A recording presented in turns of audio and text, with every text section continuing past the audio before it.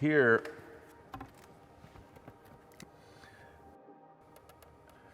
is a floor piece that I did, and I will build it again. I hope we can do this. Yeah, we absolutely will do this. Yeah.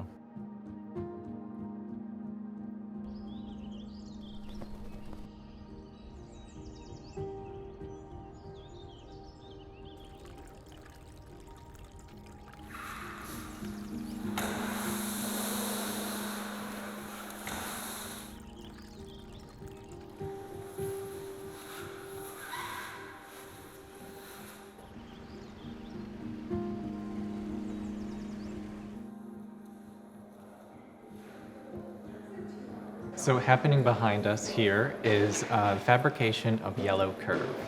Yellow Curve was the first of Ellsworth Kelly's floor paintings. It is such a large-scale piece that it has to be fabricated in situ, or in the space where it's being shown.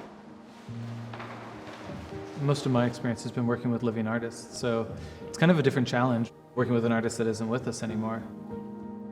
The more that I read about Ellsworth Kelly, the more I think about his paintings in relationship to architecture and space. The first regular shaped canvas that he made was actually in 1966.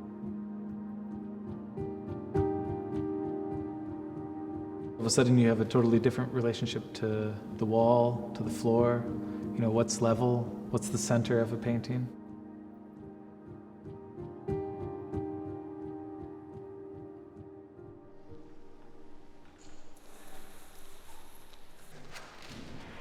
A lot of this kind of culminates in room 6 with Yellow Curve because it's the first time that he's putting a painting directly on the floor and sort of claiming it as an artwork. So we're lifting and pulling. You guys are going to follow the lines. Ellsworth Kelly first conceived this installation in 1990 for a space in Frankfurt, Germany called Porticus. The curators at the time had invited him to create a proposal for that space, thinking that Ellsworth Kelly is a painter, primarily known for making paintings, and he's going to propose 3 paintings for the 3 walls in this one rectangular space. But he sent photos of a scale model with a yellow wedge on the floor, so it completely eats up the whole footprint of the space. And then he sent very detailed drawings to Germany and said, okay, have your carpenters make this shape. Here's the radius, here are the dimensions. Paint it this color yellow, and I'll come for the opening. Such a radical move for an artist who was not associated with the conceptual art movement at that time. To really uphold the artist's vision, we have to follow the concept, follow his specifications, and how we are fabricating this piece. Given that this piece was made more than 30 years ago, we're trying to match those materials as close as we can. Back in 2015, we did do a sort of test run in which we fabricated the work in the gallery. It was important for us to do this and get approval from Kelly, and he did come to visit and was pleased with the piece.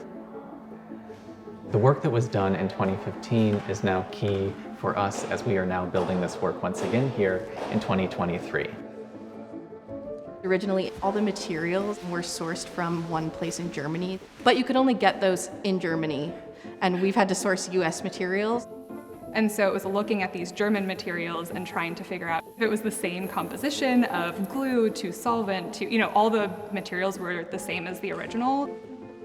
Yellow is a combination of a couple different paints that Ellsworth Kelly prescribed. We have a recipe of the proportions.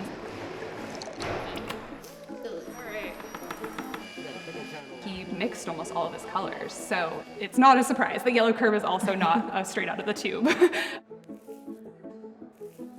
What's going to be really exciting when we do get the paint down, sort of just seeing how the room transforms. I think it's really going to fill the room in a way that it isn't now, because you'll feel it on the walls and in all the lighting.